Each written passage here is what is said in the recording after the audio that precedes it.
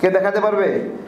একটা প্রোগ্রাম আওয়ামী লীগ দিছে এবং ছাত্র জনতাকে হত্যা করতে চাইছে, কচু কাটা করতে চাইছে। ওই ধরনের ঘোষণার পরেও আগের রাতে 10 জন আওয়ামী লীগকে গ্রেপ্তার করার কোনো তৎপরতা ছিল না। এমনকি প্রোগ্রামের দিনেও আওয়ামী লীগকে দেখে দেখে গ্রেপ্তার করার কোনো তৎপরতা ছিল না।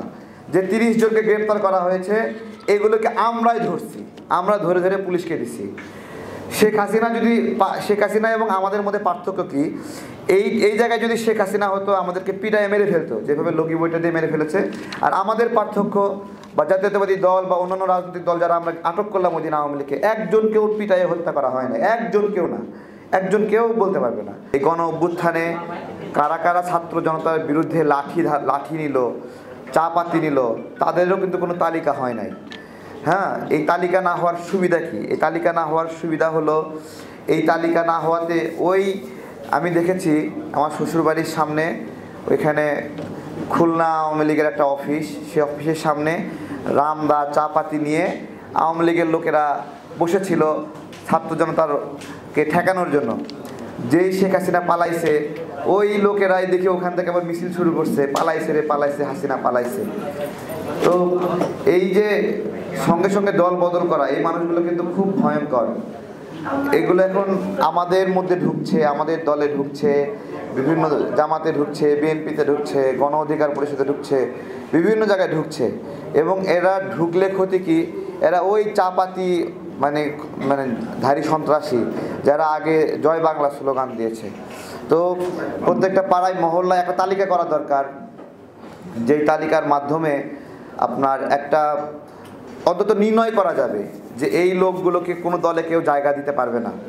হ্যাঁ, এবং এই লোকগুলো এখনও বিচারের গ্রেপ্তার আছে না আটক আছে এলাকায় এলাকায়, এটা করা খুবই জরুরি, কিন্তু এটা হচ্ছে না।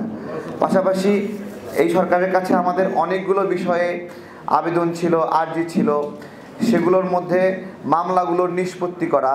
এখনও অসংখ্য নেতাকর্মী হাজিরা দিচ্ছে। আমার কথা হলো, শেখ হাসিনাই তো এই মামলাগুলো দিয়েছিল, তাহলে শেখ হাসিনা যখন থেকে চলে গেল এই মামলার লিগিটিমেসি তখন থেকে বিলুপ্ত হয়ে যায়। কিন্তু এই মামলাগুলোতে এখন আমাদের সহযোদ্ধারা হাজিরা দিচ্ছে। বিশেষত আমাদের বাবর ভাই জেলে আছেন। বাবর ভাই হলো এই সময়ে সবচেয়ে আলোচিত একজন বন্দী। ঠিক আছে, বাবর ভাই মানে অপরাধী কার আদালতে, কার বয়ানে, কোন মিডিয়া তাকে নিষিদ্ধ আকারে উপস্থাপন করছে? সেটা আওয়ামী মিডিয়া, আওয়ামী আদালত। তাহলে ওই রিজিম শেষ হয়ে যাওয়ার পরেও এখনও উনি আসামি কোন কোন বিষয়ে? এছাড়া জনাব তারেক রহমানের যে মামলাগুলো আছে সেই মামলাগুলোর ক্ষেত্রেও এগুলো কি একটা নির্বাহী আদেশে সব খতম করা যেত না? কিন্তু এগুলোতে কোনো একটা চালাকি আছে আমার মনে হয়।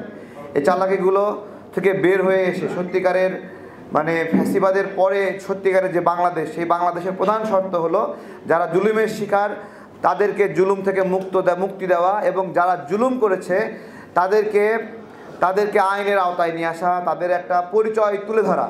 যেরকম বিপ্লবীর পরিচয় তুলে ধরা দরকার, কারা কারা বিপ্লব করেছে তাদেরকে স্বীকৃতি দেওয়া দরকার, তেমনি কারা কারা বিপ্লবের বিরুদ্ধে ছিল তাদেরও একটা স্বীকৃতি প্রয়োজন। এই স্বীকৃতি ছাড়া কিন্তু একটা রাষ্ট্রের ক্ষেত্রে আমরা এই ধরনের পলিসি নিতে দেখছি না। রাষ্ট্র যেমন এই যে